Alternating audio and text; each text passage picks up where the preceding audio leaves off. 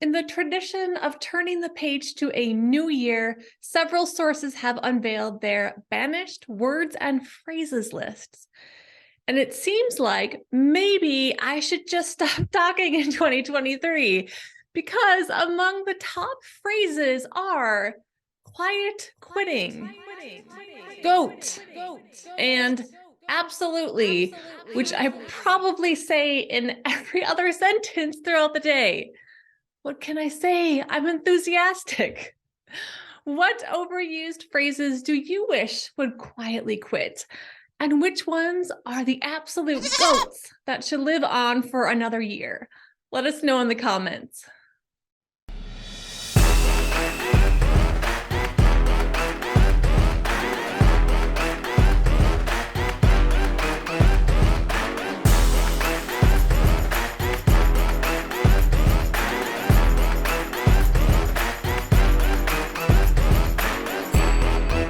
Let's talk workers' compensation. You get hurt at work, the government makes me send you home and pay you money for not working. Oh. Yeah. It's actually looking pretty promising, with rates remaining stable or even decreasing throughout 2023. Financial results continue to show underwriting profits over the past 5 to 7 years.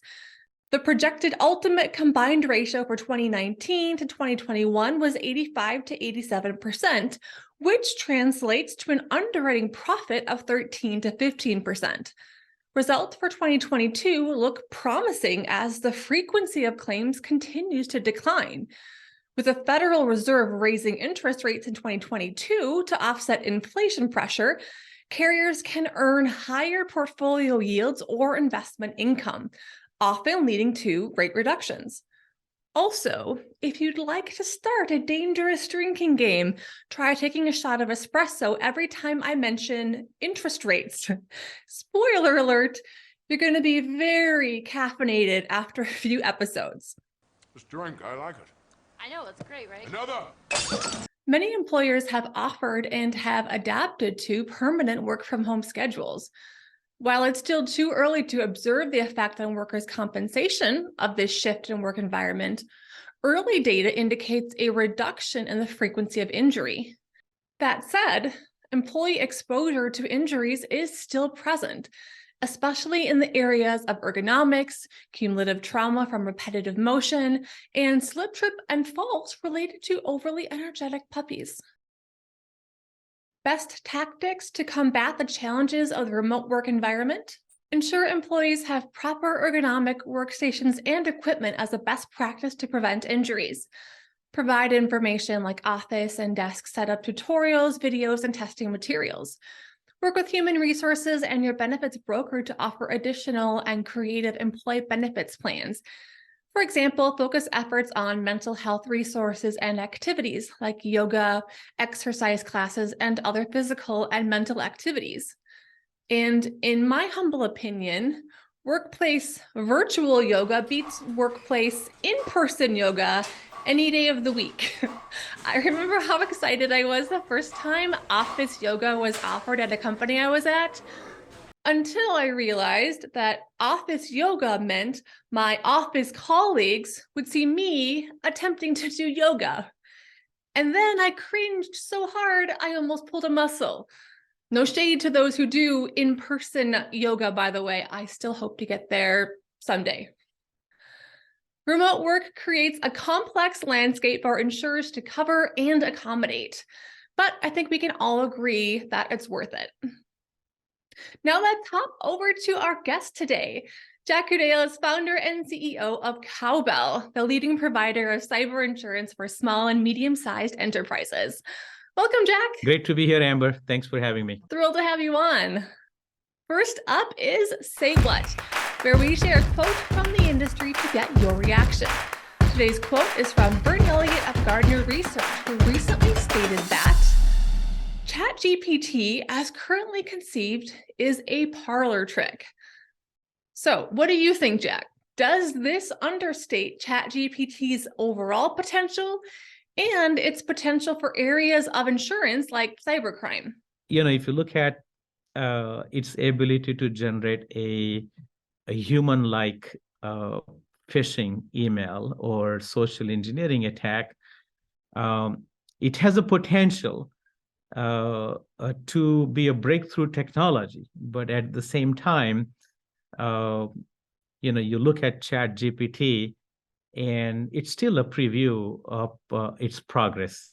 All I would say is, a lot of developers and investors are really moving away from the NFTs and Web3 and crypto, and now focusing on generative AIs. So it's a preview. Large language models are important for our business and economy to thrive in a long run. And it has a potential to threaten the web-based search. I mean, you see a segment of population that does not want to use email today. They rely on DMs. Similarly, a segment of population do not want to really go and search on a web-based tools like the innovation that search engines like Google has brought over the last couple decades. But they want to get this search in a Q&A format. That's where ChatGPT has become a sensation over the last few weeks, and a lot is yet to be seen, but I wouldn't use it for anything important at this time. I heard you use the word potential a couple of times in there. So would you say that in its current state, ChatGPT is underhyped, appropriately hyped, or overhyped?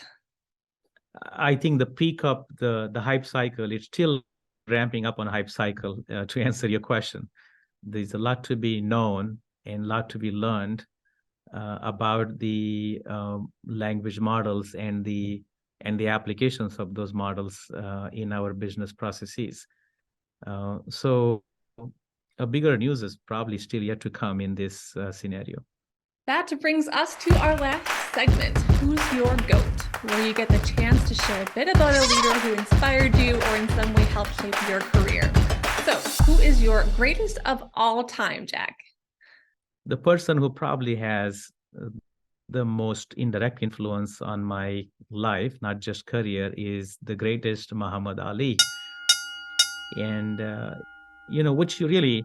the inspiration for me is really about, it's not just about his compassion and his charisma, but it's also his willingness to stick up for the underdog every single time, right? His ability to speak, his ability to communicate, empathize, and love people despite of whatever race, religion, or individuality that you have.